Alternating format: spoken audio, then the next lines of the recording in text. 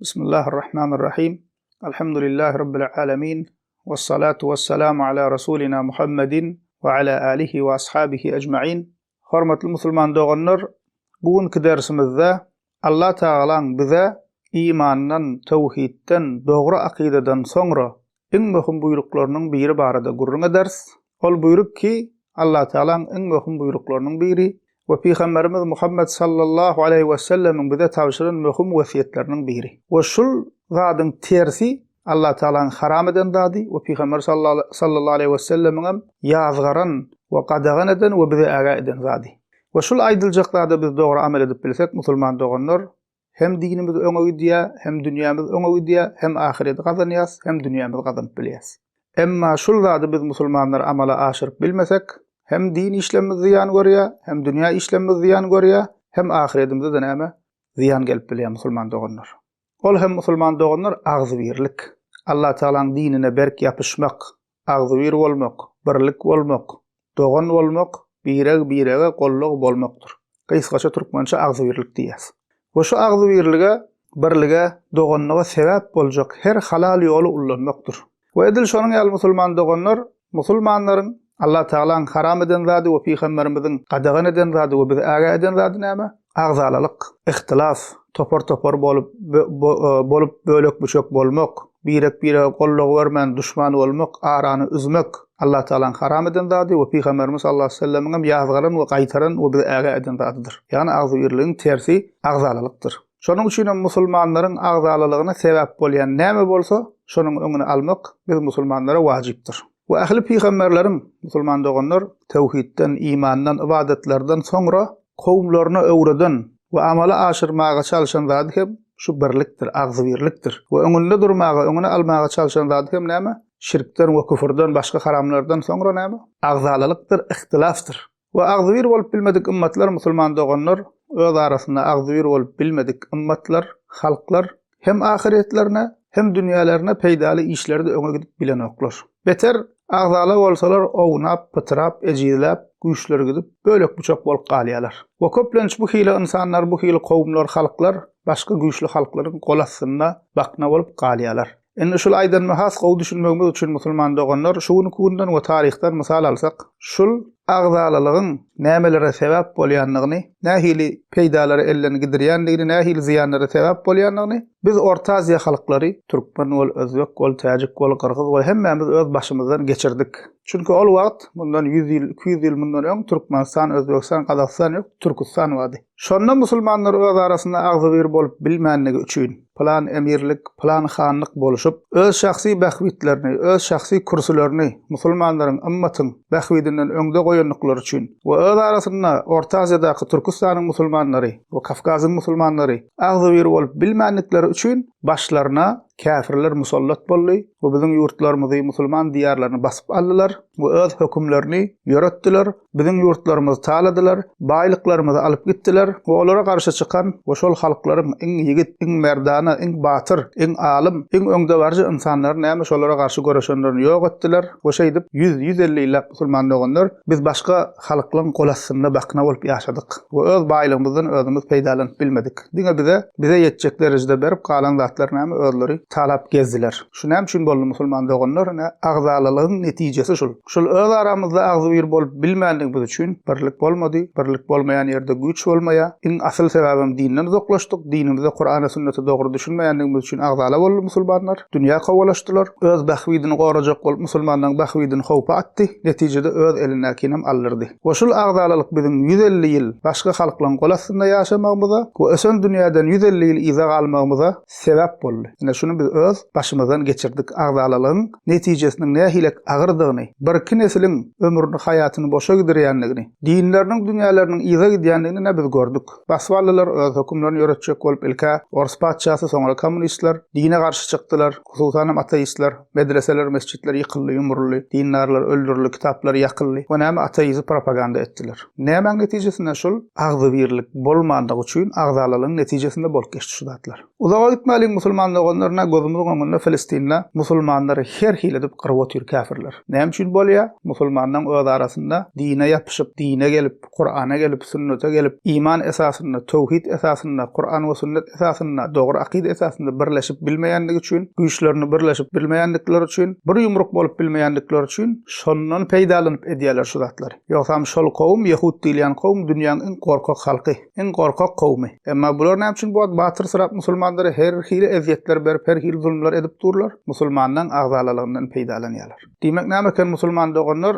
agzy bir bolsak, hem din işlemez hem dünýä işlemez öňe gitjek. Emma agzalar bolsak musulman doganlar näme başymyza nämeler gelýändigini taryhda nähilek boldy. Häzir hem nämeler bolup oturanyny biz şaýat bolup oturýarys. We bu meselede musulman doganlar möhüm bellep aýtmaly zat, musulmanlaryň agzy birligi Kur'an we sünnet, iman, dogry akide esasynda bolmaly. Ýani näme diýmek? Millet parazlyk esasynda bolmaly däl, tire parazlyk esasynda bolmaly däl, şahsiýet parazlyk esasynda bolmaly däl, dünýäwi we syýasy garaýşlar esasynda bolmaly däl biziň agzy birligimiz. Belli bir jemaat, belli bir pire baglylyk, belli bir şeýhe baglylyk esasynda bolmaly däl. Musulmanlaryň birligi agzy birligi iman esasynda, Kur'an we sünnet esasynda, tawhid esasynda bolmaly. Emma gynansak da biz şu wagt musulmanlaryň hal ýagdaýyna serestek, millet parazlyk bar. Men milletimden bolsaň gow, men milletimden bolmasaň erwet. Men tiramdan bolsaň gow, men tiramdan bolmaýan gow däl. Men welaýatym üstün, sen welaýatyň pes diýip şuňa alaka bir biderek zatlaryň üstünde musulmanlar agzaly bolup ýörler. Ya şahsiýetçilik belli bir şahsiýete ýapyşýa, şoň esasynda birleşik bolýar. Masalan, şun sen men pirimi gollasaň gowy, men pirim tanqid etseň sen erwet adam. Ya men şeýhimiň diýenini alsaň gowy, men şeýhimi kabul etmeseň sen näme erwet adam diýip, erwet musulman diýip şeýdip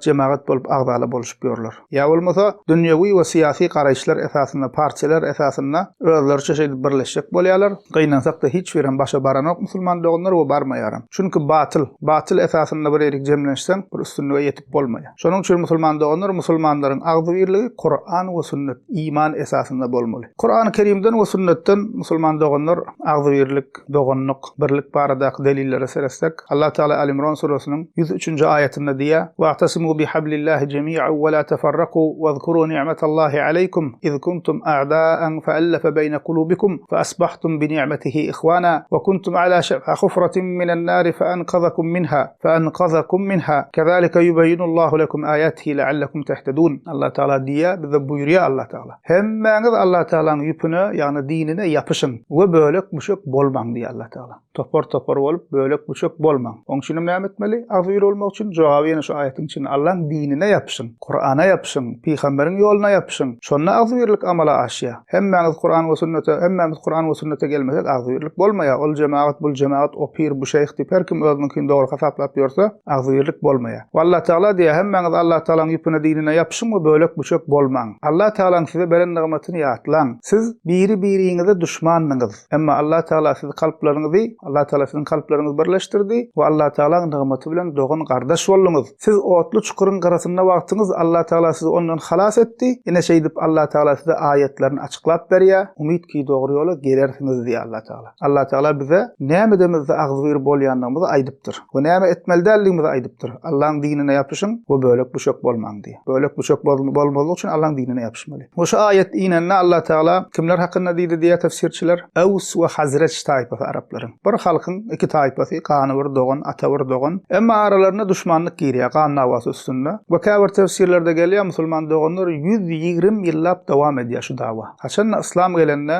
bular ýaraşyp biri-birini bagşlap, agzy bir bolup hemmesi İslam iman esasynda birleşýärler. Allah Taala şonu diýär: "Siz biri-biriňize düşmanlyňyz diýär, emma Allah Taala sizin kalplaryňyzy birleşdirdi we Allah Taala nigmaty bilen dogan gardaş boldyňyz diýär." Ondan soň diýär, siz otly çukuryň garasynda wagtyňyz diýäni näme? Ulamalar diýär, otly çukur diýän cehennem diýär. Ey Aws we Hazraj, siz İslamdan jahiliýe wagtynda imansyz gezip ýördiňiz. Şol otly çukura cehenneme girmekliňize, ýani garasynda diýäni, şoňa girmekliňize näme barda araňyzda bir ölüm bardy diýär. Şol imansyz bolup ölseňiz, şol çukura gaçyp ebedi cehenneme bolup gidämeli. Emma Allah Taala sizi öz nigmaty bilen dogan etdi, kalplaryňyzy birleşdirdi. Sizi otly çukuryň garasynda wagtyňyz, Allah Taala sizi ondan halas etdi diýär. Ine şeýdip Allah Taala size ayetlerini açyklap berýär. Umid ki dogry ýola gelersiňiz. Ki bu näme? Her bir ayetten her bir musulmana değişli. Her bir musulman şol ayetlerden ibret almaly, düşünmeli. Näme diýilýän? Hemme ummata değişli şular. Bizem agzy bir boljak bolsak, näme musulman doganlar. Allah Taala'nın nigmaty bilen bizem dogan bolmaly, iman esasynda birleşmeli. Ýene Allah Taala Teala diye Al-İmran suresinin 105. ayetinde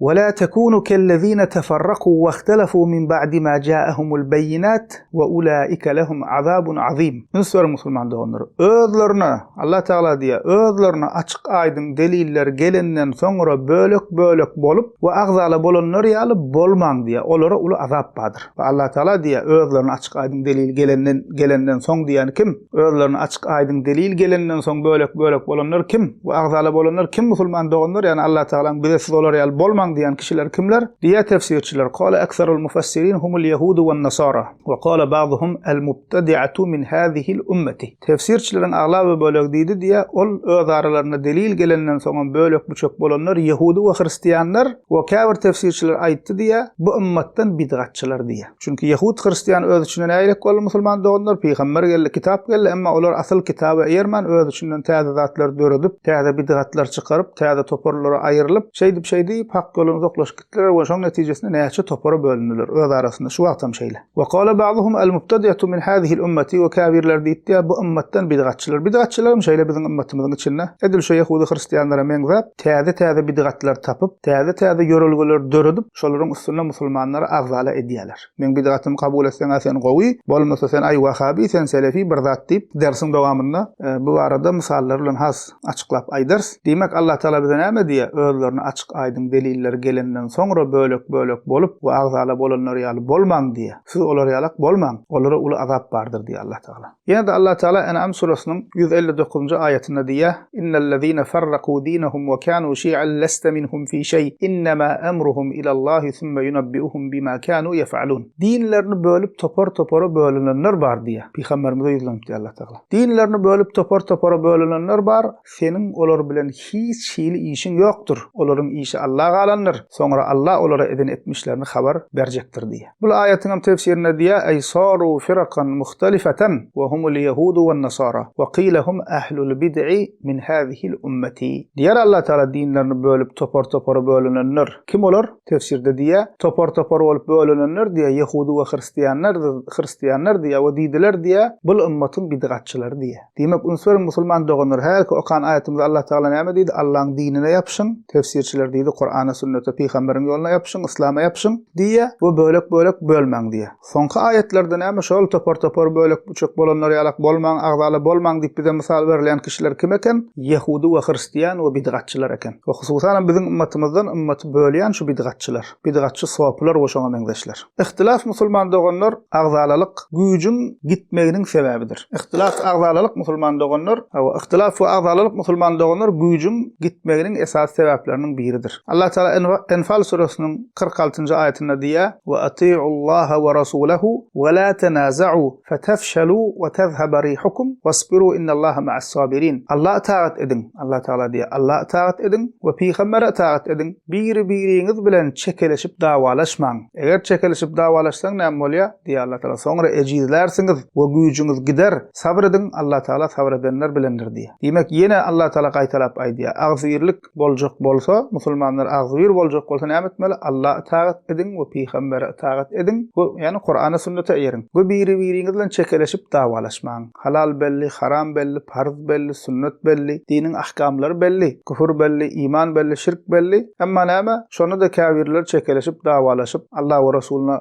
taat etmeli ýerde taat etmän ýa-da gapdalyny bir zat çykaryp diýär Allah Teala biri-biriňiz bilen çekeleşip dawalaşmaň. Näme bolýar dawalaşsaň soňra ejizlersiňiz we güýjüňiz gider diýär Allah Teala. Näginasak da şu ýagdaý biziň içimizde bolundy musulman doğanlar. Kur'an we sünnetten uzaklaşdyk. Allah taatdan we peýgambere taatdan uzaklaşdyk. Tawhide, imana ähmiýet bermeýäs, Kur'ana ähmiýet bermeýäs, peýgamber sallallahu aleyhi ve sellem'in sünnetine, şeriatyna ähmiýet bermeýäs. Şoň netijesinde de aramyza agzalylyk dawa jinjel girdi we güýjümiz gitdi. Allah Teala Nisa suresiniň 59. ayetinde diýär: "Ya eyyuhellezine amanu atii'ullaha we atii'ur rasula ve ulil emri minkum fe in tenaza'tum fi şey'in farudduhu ilallahi ve rasuli in kuntum tu'minuna billahi vel yevmil ahir. Zalika hayru ve ahsanu ta'wila." Ey iman edenler, Allah'a taat edin ve Rasuluna taat edin ve özüňizden bolan hukmdarlara taat edin. Eger bir meselede düşünüşmeseňiz, eger Allah we ahirete iman edýän bolsaňyz, ol düşünüşmeýän meseleňizi Allah we Rasuluna gaýtaryň. Haýrlysy we netijesi gowy bolan şodur diýär. Ýene musulman doğanlar Allah Teala bize agzyr bolmagymyz üçin näme etmeligini we nämeden äga bolmalygymyzy Allah Teala bize şol ayette öwre diye. Ey iman edenler, ey özüne musulman mümin diýip gören kişiler, Allah'a itaat edin we Resulüne itaat edin diye. Allah'a itaat edin diýeni Allah Taala emirlerine, Kur'ana we Resulüne, onun sünnetine we özüňizden bolan hükümdarlara itaat edin. Hükümdarlar diýeni ayetteki tefsirçiler diýe, umara we ulema diýe, ýani hükümdar musulman paççalar we alimler diýe. Itaat edin, agzyr bolmak üçin baş gerek.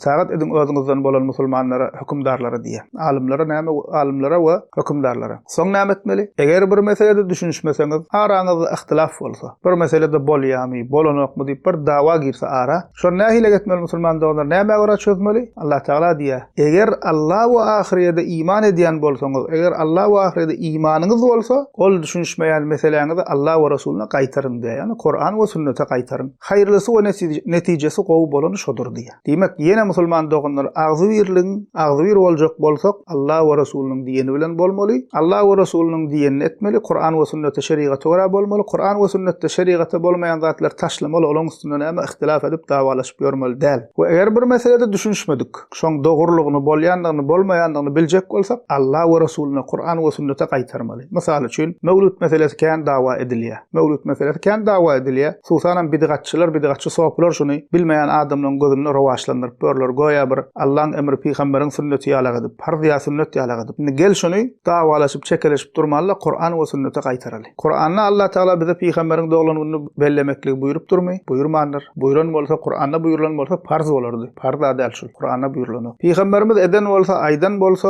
oňa da sünnet diýlerdi, sünnet-i muakkede diýlerdi. Peýgamberimizden hem näme? Bu barada hiç zat ýok. Hiç kim çykyp awa cesaret edip sünnet ýa sünnet-i muakked diýip başarmaýar. Eýdip beýdip şunu mustahap edeýin diýsen, sahabadan bir ýerden mevlüt belläni barada delil tapşyk bolsaň, onuň başarmaýaňyz sahabadan hiç bir şunu etmedik. 4 mezhep imamyzda da ýok. Ondan ýerden gelip çykypdyr. Fatymy, Şiýalaryň Fatymy diýilýän bir fırkasy Musyra basyp alýa, sünniýleň ýurdy. Şol ýerde 6 sanakka mevlüt oýlap tapýarlar. Peýgamberimiziň mevlüdi, Hazrat Aliň mevlüdi, Fatyma radiyallahu anhaň mevlüdi, Hasan we Husaýnyň mevlüdi näçe boldy? 5. 6-njy kim? Şo döwrüň paçasynyň. Näme üçin edilýär bu zatlar? Basyp alan sünniýet ýurtlaryna gowwarmak üçin şo döwürde mevlüt belläýär, sene biz peýgamber gowwarýar, ähli beýti gowwarýar, sip arasyna paçaňym doglanuny goşup goýurupdyrlar. Şol günler millete süýjü köke paýlap, sadaka berip, şeýdip, şowkun edip, şolaň tapanlady. İttifak bilen tarihçiler aýdýar. Ondan soň bilen bir sünni paça belläp başlaýar. Şolardan görüp, şolardan öwrenip, başı şolardan çykýar. Soň bul belläp başlaýar. Muňa da bidgatçy soplar gollak barýar, şeýdip näme ümmetin içine, sünniýlerin içine giren zat. Ondan da maňyrlykkan gidibersen aslynda peýgamberiň doglanuny bellemek diýen düzgün hristiýanlar da bar. Mısırda hem Kıptiler bar. İsa aleyhisselamyň doglanuny belleýärler. Ehtimal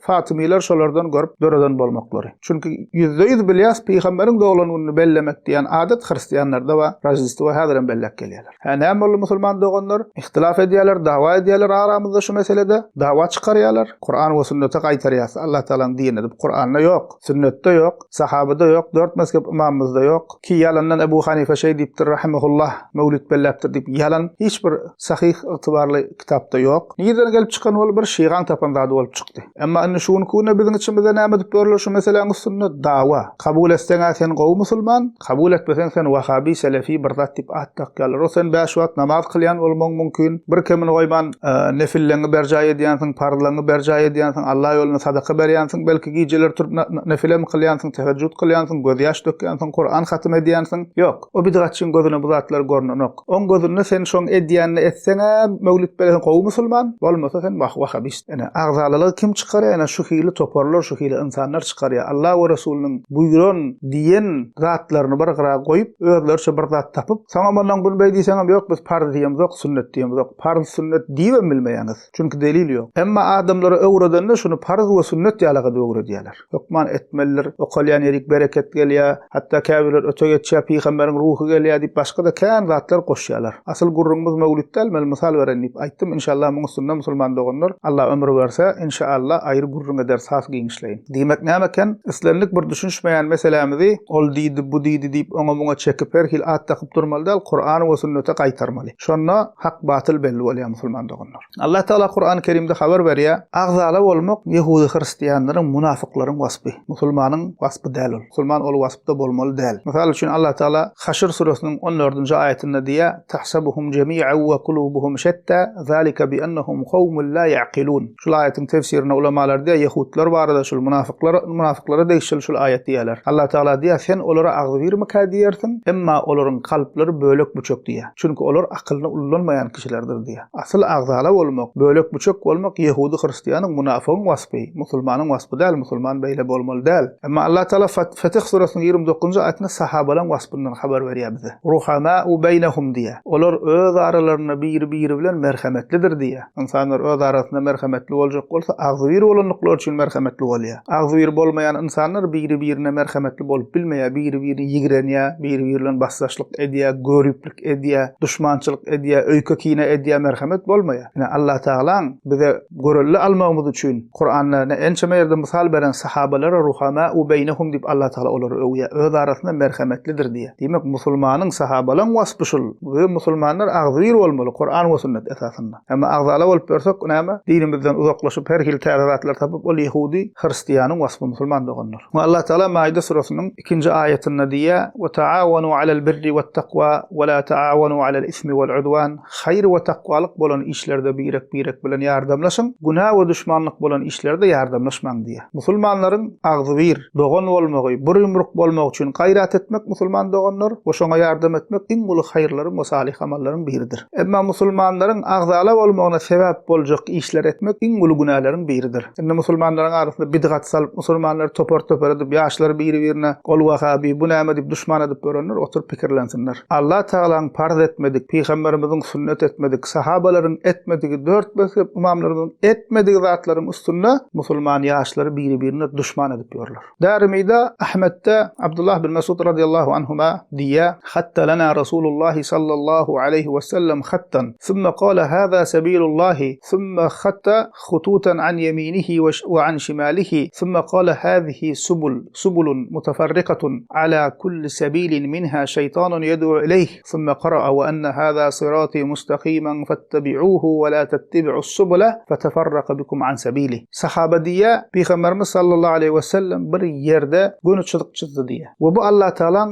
göz göni ýoly diýdi diýär. Soňra ol göni çyzygyň sagyndan we çepinden çyzgylar çyzýar we diýär, bu bölek ýollardyr. Her ýoluň üstünde ol ýola çagyryp duran şeytan bardyr diýär. We izinden Peýgamber sallallahu aleyhi ve sellem Allah Taalaň şul aýatyny okuýar. En'am surasynyň 153-nji aýaty. "Ve anna hada sirati mustaqiman fattabi'uhu we la tattabi'us subula fatafarraqa bikum an sabili." Allah Taala diýär, şüphesiz bu meniň dogry ýolumdyr. Bu İslam, bu Peýgamberiň ýoly, Kur'anyň ýoly, bu sünnetiň ýoly, bu meniň dogry ýolumdyr. Şoňa eýeriň, başga ýollary eýermäň. Ol ýollar sizi onuň ýolundan adaşdyrar diýär. Demek näme musulman doganlar hällen bäri okap gelýän aýatlarymyz hemmesi bize agzyr bolmak üçin nämäni buýruýar Allah Taala? Kur'an we sünnete eýermekligi we Kur'an we sünnetden uzaklaşyp bidgat ýollary eýerip Yahudi Hristiýanlara meňzäp topar bolmadylygy bize Allah Taala tawşyryk gelýär. Mana şol hadis hem şonu açıklaýar. Dogry ýol belli agzyr boljak bolsaň şol dogry ýola eýermeli. Emma oň ýol gyrasyndaky, sagyndaky, çepindaky oňa çagyryp duran ýollar haýsy şol bidgat ýollar şol. Musulmanlar agzala edýän ýollar şolar. Ýok men tarikatym gowy, men jemaatym gowy, men pirime gol berseň gowy, bolmasa men pirime gol bermeýän näme diýär? Şu döwrüň öwliýasy men pirim, her kim şoňa gelmeli. Ýa bolmasa pire gol bereniň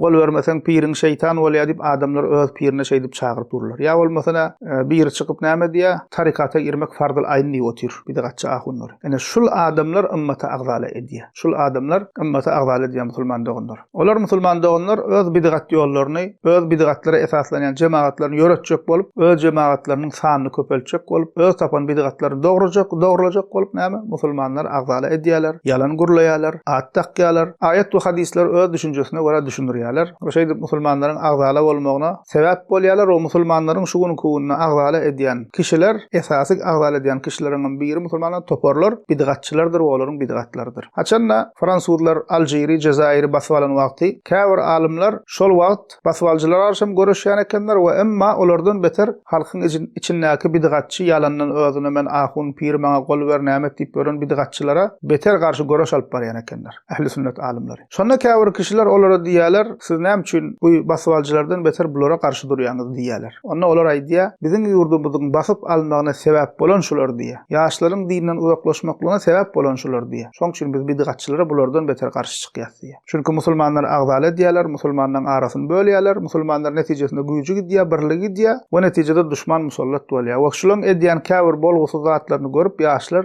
dinden sowýar. Mysal üçin birini görýän piriniň eline aýagyny ýalap aýlanyp bör, ýene birini görýän piriniň täret suwuny içip bör, ýene birini görýän ölen zat dilap bör, Yine bir pirimden maňa nur geçýär diýip Seyfiye tarikatyýalyk böküp zyňdyrlyp toğranýalyk bolup ýerde togulanýar. Yine bir piriniň aty tutulanyna gyrýa jezba girýän diýip däliýalyk bolup aýaty golanyna oňalyk bolanyk, Peýgamberimiziň ady tutulanyna oňalyk bolanyk, emma näme piriniň ady tutulanyna iňe durtulanýalyk bolup zyňlýa wägirliýä.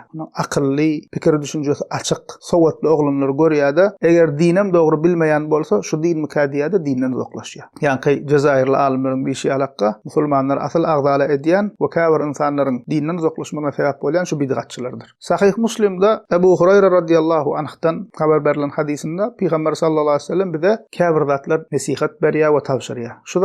Şu zatlary biz terk etsek, bizim dogunlygymyz has berkejek. Emma şu zatlar terk etmän, şu ýalňyş zatlar öz aramyzda ýöredi bersek, bizim aramyzda şu zatlar ýaýla berse musulmanlar agdala boljak. Peygamber sallallahu aleyhi ve sellem diýär: "La tahasadu we la tanajashu we la tabaghadu we la tadabaru we la yabi' ba'dukum ala bay'i ba'd ve kunu ibadallahi ikhwana. El-muslim akhul muslim la yadhlimuhu we la yakhdhuluhu we la yakdhibuhu we la yahqiruhu. At-taqwa ha huna." Ve yushiru ila sadrihi 3 marrat. "Bihasbi imri'in min ash-sharr an yahqira akhahu al-muslim. Kullu muslim 'ala al-muslim haramun damuhu we maluhu we 'irduhu." Peygamber sallallahu aleyhi ve sellem diýär, "Göriplik etmeň" diýär. Çünki göriplik etseň insanyň arasynda ýigrenç töreye, düşmanlyk töreye we agzyrlyk bolmaýar. Gynansak da şu musulmanyň içinde göriplik giňden ýaýran. Bir insanyň mysal üçin dünýäwi taýdan gow ýaşap başlasa, bir gow öýü gursa, gow ulag alsa, gurat ýaşap gursa, derrew şoňa göriplik edip başlaýarlar. Musulman adam begenmeli, maşallah, Allah bereket bersin, Allah birine muňetsin, Allah Taala bize de nesip etsin diýip näme begenmeli bir musulman ayaga galdy diýip. Emma gynansak da biziň içimizde göriplik edip nirden gazanlyka nämetlik edip onu dörjülep başlaýarlar. Emma Peygamberimiz näme de göriplik etmeň diýär. Almajak haridyňy aljak ýalyp bahasyny götürmeň. Biri-biriňiz ýigrenmeň diýär. Biri-biriňiz arkaňyzy dönmeň. Bizde birek-birege ýigrenmek üçin bahana gözleýärler. Sen otire,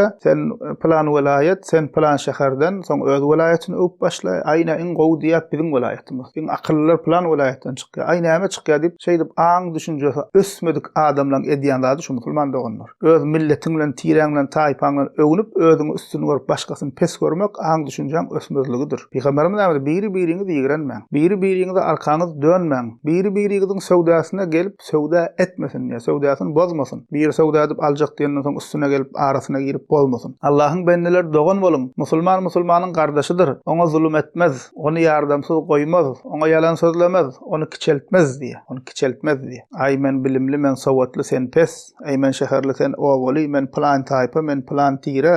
Men wazipeli, siz wazipesiz. Ya biz wazipeli işgär, siz gary işgär. Ya sen gara ýagyz, men ak ýagyz. Ýok, musulman hiç haçan kiçeltmeli däl. Hiç bir insany kiçeltmeli däl. Musulman bolsun bolmasyn näme insanlary peseldip kiçeltmeli däl. Ondan soň Peygamber sallallahu aleyhi ve sellem näme diýär? Takwa şu ýerdedir diýip döşüni görkezip üçgede gaýtalaby diýär. Bir kişi şer günah hükmünde musulman doganyny kiçeltmegi, pes görmegi yeterlikdir diýär. Özüň bir zatdan tapawdy ýok. Din dünýä bir zat sebäpli özüň üstüni görüp başga musulman doganyny pes görseň, eýem şu sana yeterlik günädir, şerdir eger düşünseň. Musulmanyň musulmana gany jany awray haramdyr diýär. Elle girmesizdir. Dinimiz İslam musulman doganlar agzyr bolmak üçin insanlaryň arasyny düzeltmegi buýurýar. Hatda iki insanyň arasyny düzeltmek üçin yalan sözlemege ruhsat berilýär musulman doganlar. Ýani agzyrlyk näderje ähmiýetli aslynda yalan sözlemek haram. Emma insanlaryň arasyny düzeltmek üçin yalan sözlemege ruhsat berilýär. Buhari Muslimde gelýär Peygamber sallallahu aleyhi ve sellem diýär: "Leysel kezzabu allazi yuslihu beynen nasi feyenwi hayran aw yaqulu hayran." İnsanlaryň arasyny düzeltmek üçin hayır gurlap, hayır aýdýan kişi kezzap däldir diýär. Şu iki kişiň arasy gowdal, şularyň arasyny gowuran düzedeýin diýip barp oňa gowdat diýär, sen hakynda beýdidi diýär, buňa barp diýär, sen hakynda ol gowdat diýip ýarışdyrjak bolýar. Gerek ýerine şular näme yalan sözleýär, bir-birine ýakynlaşdyrmak üçin. Şol yalançy däldir diýär Peygamber sallallahu aleyhi ve sellem. Seredin musulman doganlar agzyrlyk, birlik doganlyk nähil ähmiýetli, hatda aslynda haram bolan ýalany şu ýagdaýda yalan bolsa aýtmaga ruhsat berilýär. Allah Taala diýär Nisa surasynyň 114-nji aýatynda: "La hayra fi kasirin min najwahum illa man amara bi sadaqatin aw ma'rufin aw islahin beynen nas. Ve men yef'al zalika ibtigha'a mardatillahi fasawfa nutihi ajran azima." Olaryň pişirdeşmalarynyň köpüsinde hayır ýokdur diýär. İnsanlaryň öz arasynda gurulýaşyp pişirdeşmalaryna hayır ýokdur diýär. Diňe haýsynda hayır bardyr diýär Allah Taala. Sadaka berilmegini buýurýan bolsa, ýa-da gowluk edilmegini buýurýan bolsa, öňsörüm ýa-da insanlaryň arasyny düzeltmegi isleýän bolsalar diýär. Ana şol gowdur diýär. Emma ondan galan gurulmalarına hayır ýokdur diýär.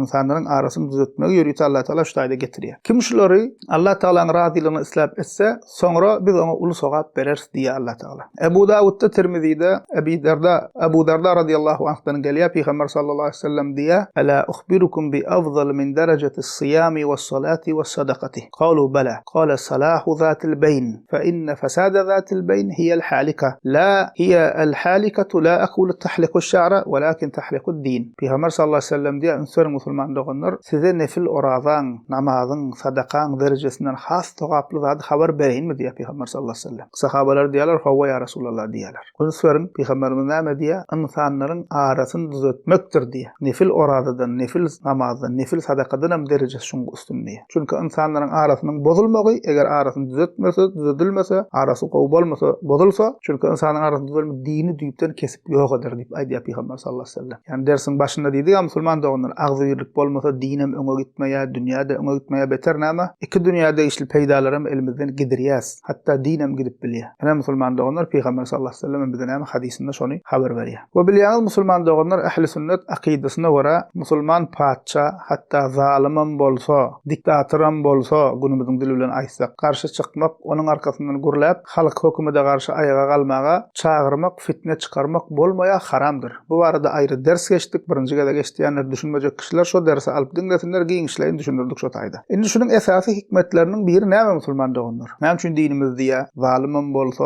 erwet adamam bolsa musulman patça garşy çykmaly däl, halk oňa garşy çykmaga kuş gurmaly däl, çıkarjak bolmaly däl, ayaklanmaly däl, fitne çıkarmaly däl. Oşu zatlar haram diýipdir kitaplarymyzda. Çünki şu zatlaryň netijesinde musulmanlaryň birligi bozulýar. Eger ýalňyş bar bolsa, ol ýalňyş adalmaýar, beter köpelýär. Hatta musulmanlaryň ýurdu dagap bilýär. Bunu hem biz şu ýakyn taryhda şaýat bolduk. Siriýada, Irakda, Libyada, Yemen'de, Mısır'da, Ýewropada onlamunna oturan ýerlerinden musulmanlary jahil halky gizjelep köçä döküp, soňra näme boldy? Ýurtlar bölek buçak boldy. Öňküne zar boldylar. Diýmek dinimiz näme üçin diýilipdir? Ähli sünnet akidasyna görä musulman patça zalimam bolsa garşy çykmaly, musulmanyň birligi bozulmasyn, öňküden beter bolaýmasyn. Eger erwetlik bar bolsa näme etmeli? Razy bolýam saňa din ýok, razy bolma. Erwetlik sen ýene düşünür. Nesihat et, haramlyk bar bolsa hemmemiz ýerlerden aýtmaly. Şol haramlyk taşlamak üçin gaýrat etmeli. İçimizde zina barmy, zinany aýyrjak bolup gaýrat etmeli. Ogurlyk barmy, ogurlyk aýyrjak bolmaly. Paraxorlyk barmy, paraxorlyk aýyrjak bolmaly. Hakylýamy, nähak zulüm edilýärmi? Onu aýyrmak üçin ýerlerden düşündirmeli şoň haramlygyny.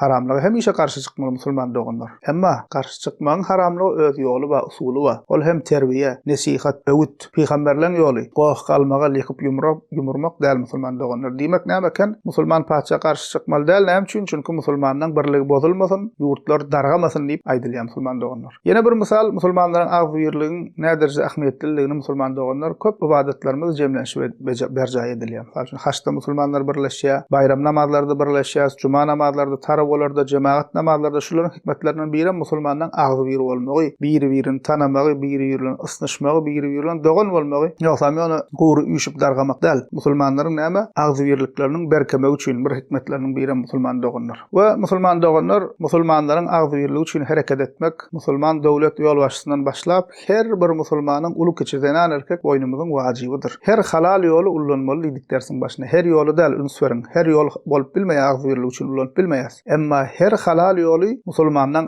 agzyrlygyna sebäp boljak bir ullanmalydyr we agzaly bolmagymyza näme sebäp bolýan bolsa, şol zatlaryň öňüne almalylar. Musulman doganlar öňüne almaga gaýrat etmeliler. We agzyrlyk musulman doganlar ýitirilmegi, ýa-ni dersde diýişimiz ýalak, din we dünýäwi kän ziýanlaryň hem sebäpkary, agzalylyk bar ýerine öýkekine düşmanlyk, dawa jenjel kän bolýar, şer we günah işler kän bolýar. Agzaly insanlaryň içinde musulman doganlar erwetlik günah işler çalt ýaýraýar. Mysal üçin öňkü döwürde owalarda köneler gurrun bererdi, bir erwet adam çyksa tutuş owa bolup şoňa çäre görüpdirler. Bir ýoldan çykan ogry jumry şoňa meňleş bir zat bolsa tutuş owa bolup şoňa çäre görüpdirler. Näme üçin? Çünki halk agzyr. Ýa bolmasa bir ýerden gelip şo ýerde ýat kişi bir tersirak hereket etjek bolsa derrew sen kimlerden, nireden ip derrew şoň näme çäre görüpdirler. Diýmek näme? Agzyr insanyň içinde erwetlik ýaýrap bilmeýär, erwetliň öňüni bakamalýarlar. Emma insanlar agzyr bolsa ay her kim öz başyna biri-birinden habary ýok. Erwetliň şeriň öňünde de durup bilmeýärler, haramlyň öňünde de durup bilmeýärler. Ol insanyň içinde, agzaly insanyň içinde musulman doganlar erwetlik günah işler çalt ýaýraýar. Maşgalada, jemaatda, ýurtda agzyrlyk bolmasa musulman doganlar amallarda, janlarda, nesillerde bereket bolmaýar. Näçe maşgalalar we gruply, mal, mülk hemme zady bar, emma maşgalaryna rahatlyk ýok, bereket ýok. Näme üçin? Ogul-gyz oňşonok, gelin gaýyn oňşonok, ene ata oňşonok, şeýle aralar dawaly. Günler bir bolsa dawalary iki. Näme üçin? Agzyrlyk ýok, bereket ýok. Ol dünýäniň dinin hayırlarından gazanan zatlarından peýdalanyp bilmeýärler. Agzala musulmanlar düşmanlaryna karşı, kapyrlara, munafyklara karşı, basbalcılara karşı goraşyp bilmeýärler ki tarihte de häzir kununda muň näme masaly kan. Beter musulman doganlar agzala insanlar biri-biri bilen dawalaşyp öz işlerini özlerini ýok edýärler. Olara düşman gerek gel agzala insanlara. Ol milletçilik edip, welayetçilik edip, öz özlerini ýok edip bir-birine düşman bolup ýörýärler. Emma musulman doganlar tewhid, iman esasyna, Kur'an we sünnet esasyna biz musulmanlar agzyr bolsak,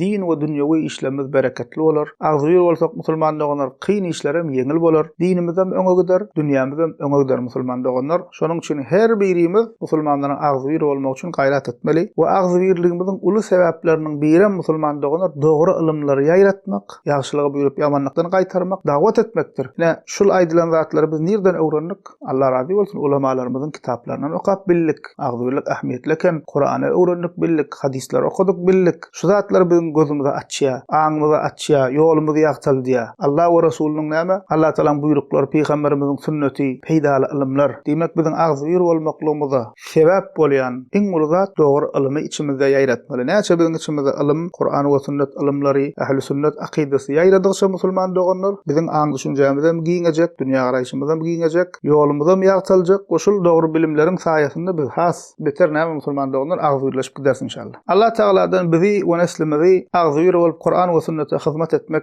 Allah Taala bize we neslimize agzyr bolup Kur'an we sünnete hyzmat etmek nesip etsin.